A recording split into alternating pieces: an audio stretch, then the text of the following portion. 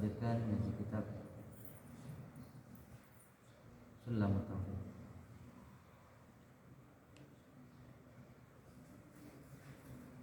Wa min ma'asil udhun, kita sampai pada maksiat telinga. Al-istima'u ila kalami qaumin akhfu anhu wa ila al-isma' wa tambur wa sa'il al-aswat al-muharram. Termasuk dari maksiat telinga itu mendengarkan suara-suara pembicaraan yang diharamkan, pembicaraan orang yang sedang disembunyikan pembicaraannya, kita ikut nguping, itu juga diharamkan. Jadi makanya mencuri dengar. Ada orang berbicara empat mata, kok kita mencuri dengar, itu haram. Terus mendengarkan menurut kitab ini yang saya bacakan masih ikhtilaf memang alat musik itu ya, menurut kitab ini mendengarkan seruling, biola, suara-suara yang diharamkan itu haram.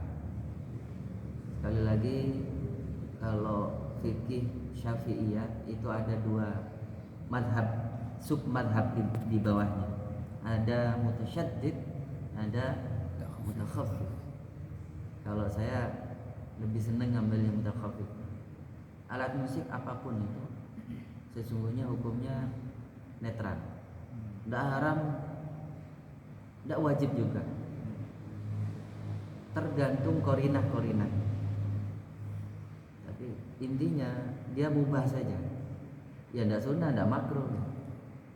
Baru menjadi makruh ketika digunakan untuk kemakruhan, bahkan menjadi haram ketika digunakan untuk keharaman, menjadi sunnah ketika digunakan untuk kesunahan. Dan Rasulullah menyuruh dalam kesunahannya ini ketika masa-masa bergembira, contohnya walimatul arus, walimatul nikah, atau sedang hari raya. Rasulullah itu menyuruh para sahabat, nabu hadra. Zaman itu adanya musiknya hadra. Seandainya sekarang zaman Nabi ada organ, kira-kira ayo mainkan organnya. Tapi untuk sholawatan, bukan untuk dangdutan dan untuk jogetan, paham ya? Jadi organnya saya suka main organ, bukan membela diri. Saya bisa jadi salah dalam berpendapat ini. Bagi ulama yang mengharapkan, silakan. Haramnya untuk dirinya sendiri, tidak berlaku untuk saya. Paham?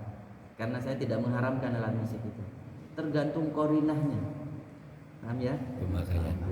Penggunaannya. Di kitab ini ya saya bacakan karena memang teksnya seperti itu. Jadi seruling, alat musik paling tua itu seruling. Jadi kisahnya begini.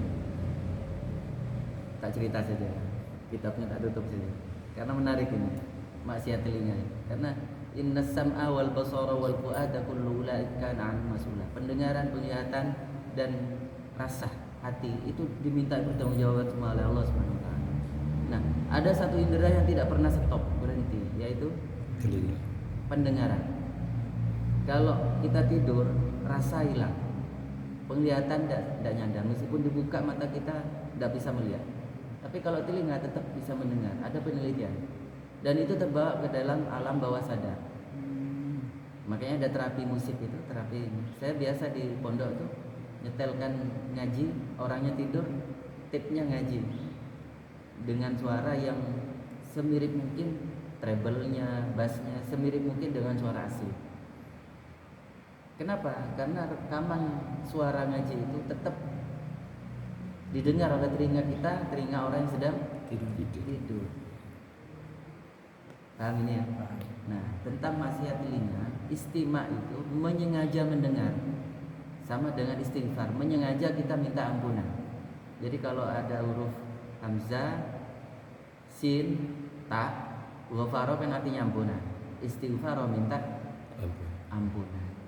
Khair itu artinya kebaikan. Istikharah minta kebaikan. Ya. Sama sami'a yasma'u itu mendengar secara pasif. Istama'a yastami'u itu mendengar secara aktif. Pasang kopeng sini kan, begini, itu yang diharamkan. ketika kita mendengar sesuatu yang diharamkan. Tapi kalau nggak nyengaja, ya masa kita bisa men-screening suara yang ngirim ke kan? Lagi jalan tahunnya dangdutan, tutup kuping, tetap saja suara masuk kan? Desibelnya berkurang.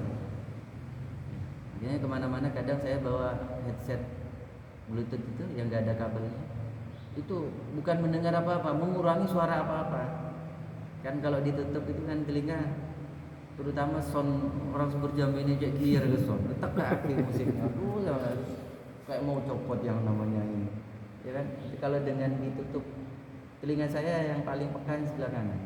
Itu kalau ditutup minimal yang kanan saja, itu sudah suara-suara maksiat itu banyak hilang.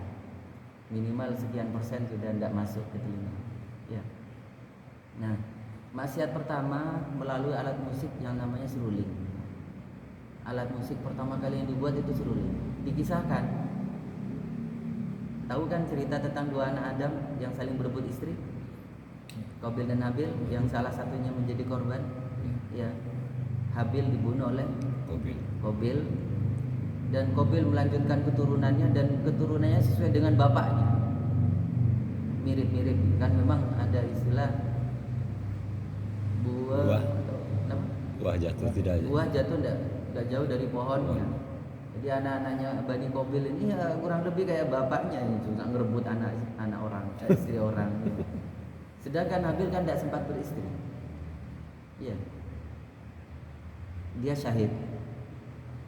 Terus kemudian diteruskan oleh saya dulu pernah cerita, ada salah satu anak Nabi namanya Syit. Itu ada yang bilang Nabi Adam ya, satu-satunya anak Nabi yang tidak punya saudari kembar. Karena Nabi Adam itu, Siti Hawa istrinya itu setiap kali melahirkan selalu kembar non identik, lahir laki perempuan laki perempuan laki. Ada yang bilang 20, berarti anaknya 40. Ada yang bilang 25, berarti anaknya 50.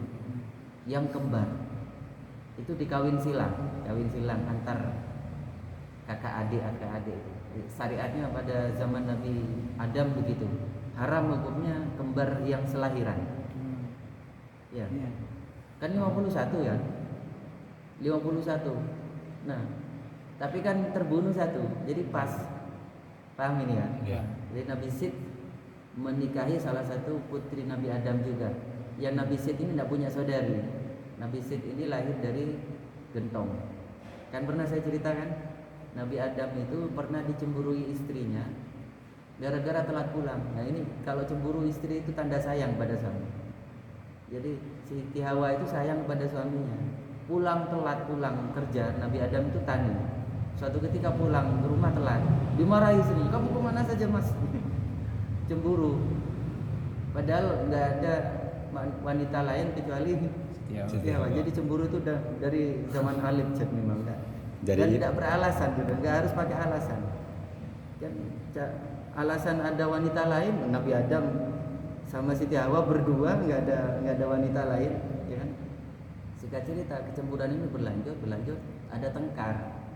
Tahu kan pernah saya cerita dulu, tengkarnya perkara remeh. Jadi anak kita kan selalu kembar, iya. Itu gara-gara bibit saya, kata si istri. Udah gara-gara saya. Gara-gara Nabi Adam yang laki yang menentukan benih itu petani apa sawah ladang. Petani kan. Perkara tumbuhnya dia nanam jagung tumbuhnya jagung sama rumput, ya itu perkara takdir ya. Ya. Tapi yang menentukan jenis kelamin itu betul, sedekah Rasul wa sedekah adalah laki-laki. Sebagaimana nisa'ukum harsun lakum fa'tu harsakum manasi'tum, di Al-Qur'an ditegaskan, istrimu itu ibarat sawah ladang bagi kamu. Tanami sawah ladangmu sebagaimana kamu mau. Kalau ingin tanahnya tumbuh jagung, tanamin bibit jagung, seterusnya. Singkat cerita, ternyata pertengkaran ini tambah hebat. Hebat betul, sebagaimana cemburunya Siti Hawa ke Nabi Adam perkara telat pulang. Singkat cerita, ya sudah, gini saja. Kita tanam bibit kita di masing-masing gentong. Riwayat ini, saya di gentong A, kamu di gentong B. Iya sudah, ditanam betul. Tunggu di 9 bulan, 10 hari masa kehamilan, kita berdoa kepada Allah. Yang benar itu nanti di dalam gentong akan ada bayi. yang nggak benar atau yang keliru itu kosong atau isinya air. Kan bayi itu kan selain ada bayi kan ada teretanan sama air ketuban. Jika cerita begitu sudah nyampe 9 bulan dibuka, yang gendong Siti Hawa kosong, ternyata isi air. Ngalah dan kalah dia. Ya. Yang gentongnya Nabi Adam dibuka, ada bayinya. Nah, bayi ini yang dinamakan Nabi Sid. Ada yang bilang bayi, satu-satunya bayi gentong, bayi tabung. Bayi tabung. Riwayatnya seperti itu. Benar tidaknya ini Israiliyat, wallahu a'lam. Karena berita Israiliyat itu berita-berita yang dibawa oleh Bani Israel itu belum tentu benar, belum tentu sah. Nah, tapi diambil hikmahnya saja. Jadi hikmahnya apa? Kalau kita ditukari istri, ditukari ya, ditengkari istri sebab yang kayak begini, kayak dia ngaki, kayak dia ngaki. Nanti dia selesai sendiri. Kalau sudah kalau latih sudah selesai ngajinya, dia sembuh sendiri itu. Mukuk. Nah, saya mau cerita tentang bab seruling. Kemaksiatannya dimulai dari cucunya Nabi Adam. Dimulai dari bani-bani Qabil yang banyak yang maksiat sudah, tapi ya banyak juga yang insaf. Mengetahui ayahnya kayak begini, ternyata ayah saya suka ngerebutan istri orang. Ya, gitu kira-kira anaknya Qabil ya. Anaknya Qabil entah berapa. Cuma singkat cerita dimulailah kemaksiatan itu dengan cara iblis ngajari salah satu ini cucunya suruh motong pohon bambu, dikasih lubang-lubang dan dikasih tiupan yang seruling itu dan ditiup, jadilah seruling. Dan diajari cara berzina dengan salah satu cicit putrinya Nabi Adam yang punya kelebihan fisik, nggak mati-mati kecuali sampai dengan Nabi Nuh alaihissalam. Nuh ini cicitnya cucunya cicit generasi kelima atau keenam dari Nabi Adam alaihissalam. Ya, Nabi Nuh umurnya panjang, dakwahnya ke kaumnya saja 1000 dikurang 50 tahun. Ya, nah itu media maksiat pertama, alat musik maksiat pertama itu adalah seruling. Tapi sekali lagi ketika seruling dibuat misalkan, masa kita mau nuduh para habib-habib yang suka japenan itu ya, suka musik, suka japen, tahu japen ya? Musik khas Arab itu dominan pakai seruling. Masa haram? Ya haram mutlakon. Kalau dibilang haram setengah haram mungkin lah kalau membuat lalai. Tapi nggak mungkin sekelas sekali berhabib habaib akan melakukan satu yang haram. Minimal makruh saja sudah. Paham ya? Ya, tapi sesuatu yang tidak diharamkan secara mutlak jangan diharamkan secara mutlak. Jangan mutlak-mutlakan. Ya. Tapi saya lebih sepakat pada pendapat bahwa alat musik itu hukumnya netral. Tergantung pemakaian. Tapi riwayatnya memang seruling itu pertama kali dibuat untuk maksiat. Itu pada cicitnya Nabi Adam. Dia ngajari maksiat, ngajari zina segala macam. Makanya berketurunan yang paling parah nanti dibetulkan pada zaman Nabi Nuh alaihissalam, yang pada tingkat keparahannya hampir 90% lebih kurang tidak mau beriman pada Nabi Nuh. Sampai 950 tahun lebih kurang Nabi Nuh ngajari, mendakwahi, tidak mau iman juga. Yang mau iman hanya kurang lebih sekitar 70-80 orang. Itu pun dari keturunan Nabi Nuh setretanan, anaknya, cucunya, ponakannya. Itu pun Nabi Nuh punya anak 4 yang satu kafir. Anaknya turut menjadi kafir. Ya, kena hukuman juga semua. Ya kafir-kafir. Setelah itu baru hamalna ma'anuh. Jadi kita ini keturunan Nabi Nuh alaihissalam. Selain keturunan Nabi Adam alaihissalam. Kenapa saya bilang begitu? Karena seluruh keturunan yang selain Bani Nuh itu dimusnahkan oleh Allah, yang tidak beriman. Jadi keturunannya Nabi Nuh atau umatnya Nabi Nuh yang beriman kepada Nuh, yang ikut kapal Nabi Nuh, yang selamat saja. Menurut riwayat hanya kurang lebih sekitar 80 orang dari bangsa manusia. Bangsa hewan yang banyak dibuat sepasang-sepasang. Wallahu a'lam bishawab. Subhanallah. Ya. ngomong dari sembatan. Pertama yang sekolah di ajunan. Artinya rumah saja kolang. Ceritanya sekali itu terkait sarang pendengaran. Ini bini artinya kan susah tidur, mikirin foto dan sebagainya. Sana sabun lastare bacaan ini itu lastare itu susah tidur. Akhirnya dalam arti artinya beda setong perasaan berarti bisa berfungsi sekali. HP saya bisa kira-kira kok beda ijazah dari pihak sekali dan kan susah tidur. Coba biaya ya almu sana sebentar itu yang lepaya tak kandu perdengarkan misalkan jiwa raga aten masuk ke dalam bacaan ini akhirnya berinter tidur siapun dia akhirnya terapi tidur sekali itu yang benar tak sekolah nabi Pas setel lagi Quran wirid adalah setel boleh hilangkan saya tidak. Akhirnya selain itu kelebihannya ben bisa hafal secara otomatis ilmu sekali itu orang tak betul. Ini terapi ini kan? terapi tidur sekali itu Terapi yang terbaik itu adalah terapi suara. Hipnoterapi yang terbaik Rahman Sofia dibuat se-soft mungkin, sehalus mungkin suara asli HP itu lebih baik daripada suara sound yang besar semiddle 12 lebih. Itu tak baik karena bassnya itu akan mengganggu detak jantung meskipun suara ngaji. Jadi sebuat seminimal mungkin, semirip mungkin dengan suara kita yang asli tanpa mic, tanpa apapun, baik dari volume, bass maupun treble. Ini alison nih kan ini. Dan itu perdengarkan bahkan sampai ketika sedang tidur. Ini terapi yang luar biasa. Pun rasakan manfaatnya insya Allah.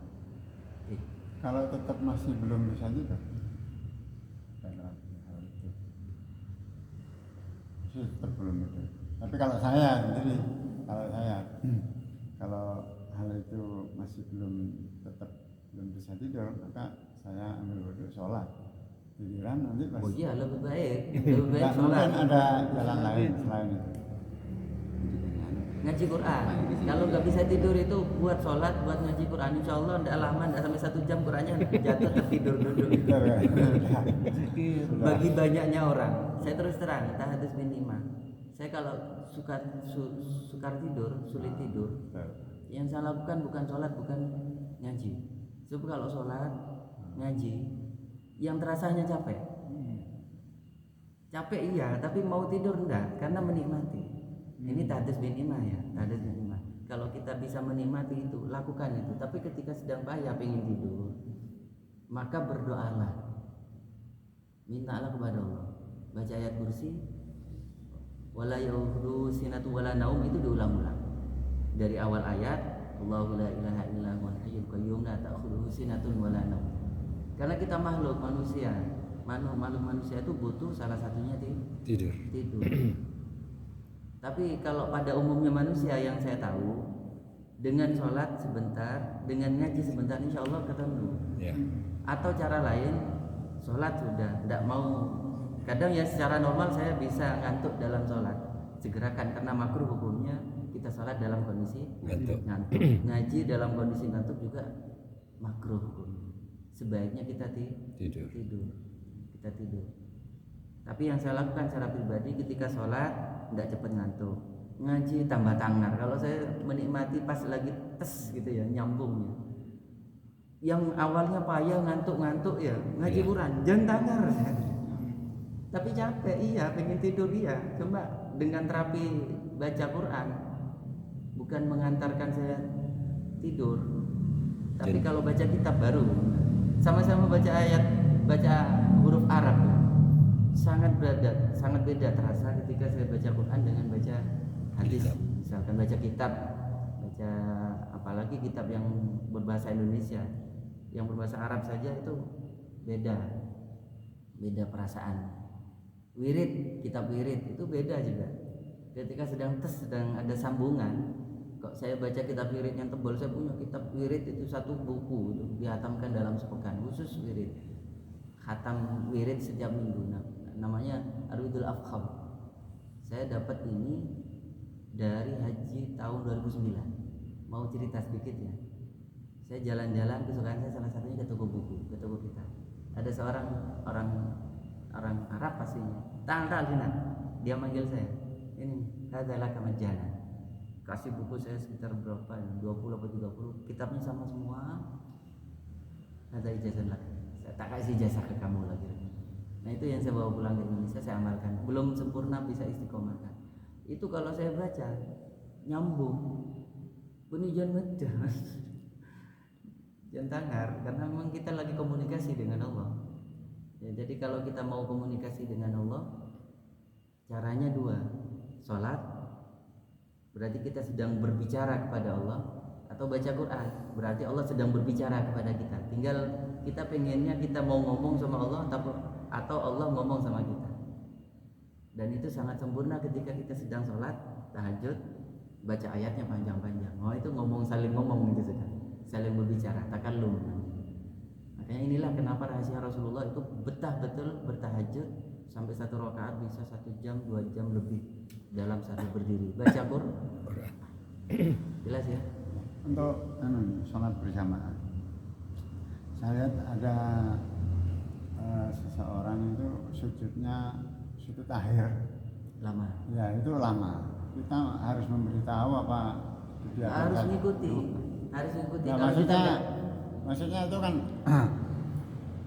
dia sebagai makmum, dia ada di belakang makmum, imam.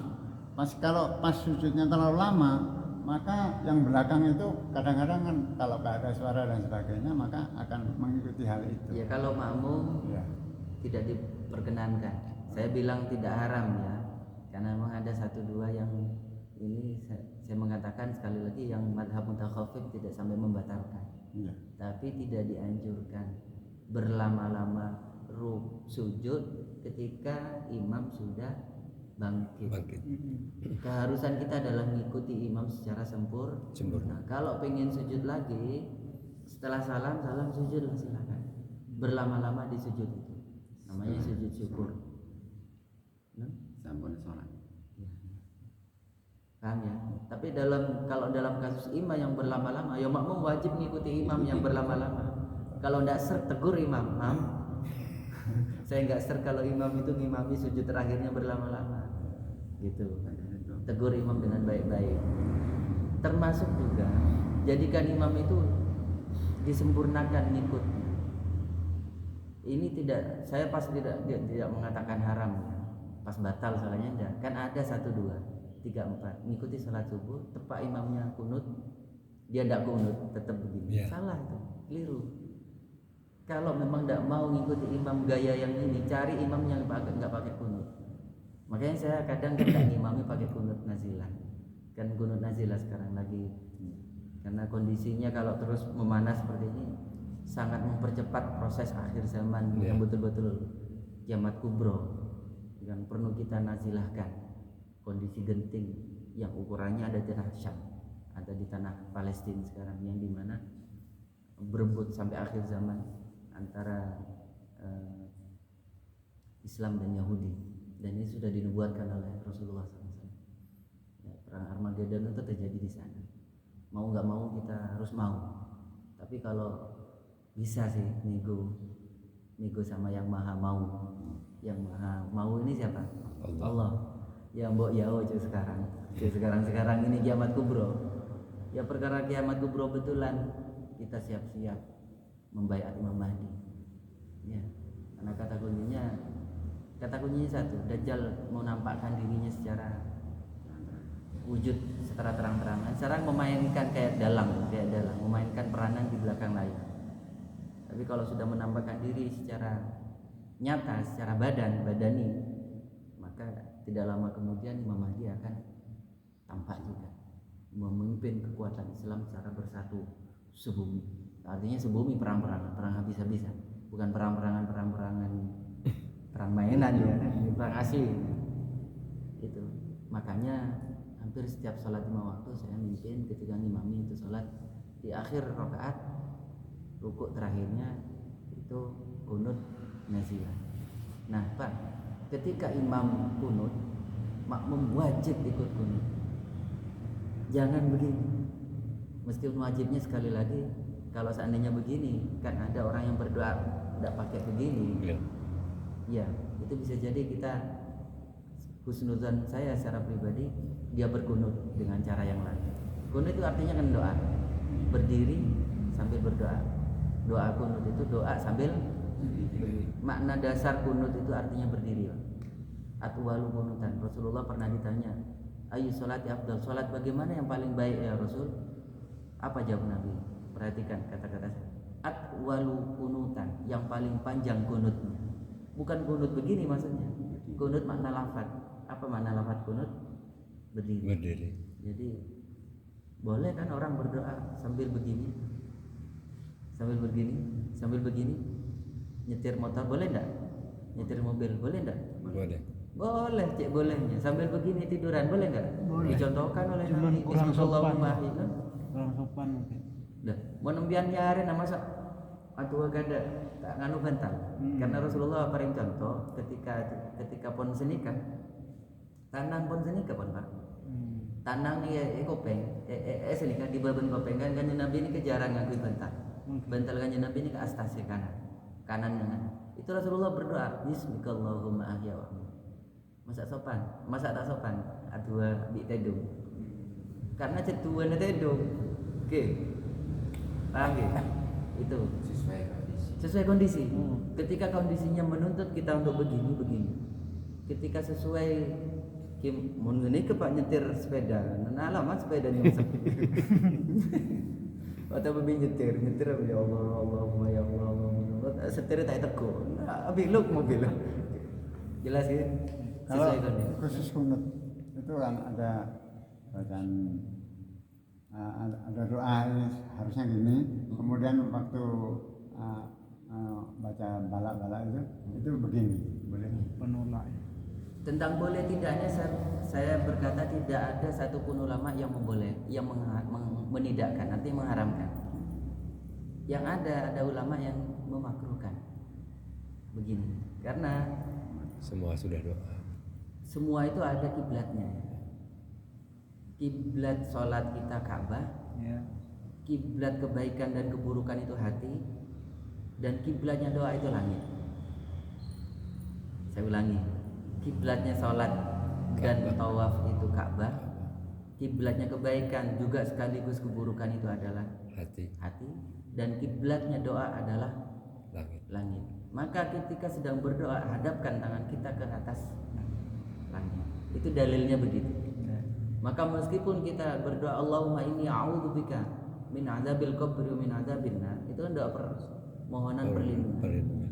Allahumma inni a'udzubika min jahdil bala, misalkan dari keburukan bala, musibah, pandemi misalkan. Itu sebenarnya tidak perlu begini menurut pendapat pribadi saya. Tapi bagi yang melakukan begini jangan disalahkan.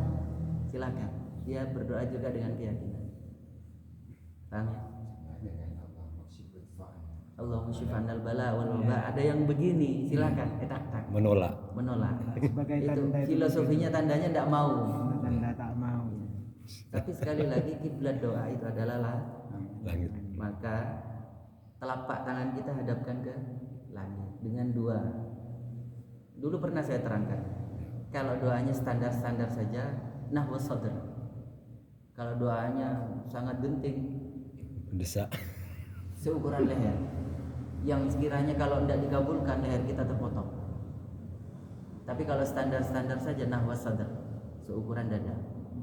Bukan doa begini, ini makruh ini. Doa orang yang tidak kuat angkat tangan. Kalau sampai gini tuh, padahal sampai gini. Iya, itu yang baik lagi. Diangkat tangannya. Itu doa yang genting gitu, doa yang makanya ini ya, perhatikan posisi dan ini tangan kita temukan antara ini jalur tangan kanan sama tangan kiri. Ini untuk lafaz. Ini Asmaul Husna nomor 18. Perhatikan ini Asmaul Husna nomor 81. Kalau dijumlahkan 99. Perhatikan. Huwallahur Rahmanur Rahimul Malikul Quddus. Yang 18 itu apa? Yang 811 itu apa? Itu kalau digandingkan itu adalah doa kita yang sangat mustajab. Cukup ya? Subhanakallahumma wa bihamdika asyhadu an la ilaha illa anta astaghfiruka wa atubu ilaik. Assalamualaikum warahmatullahi wabarakatuh. Waalaikumsalam.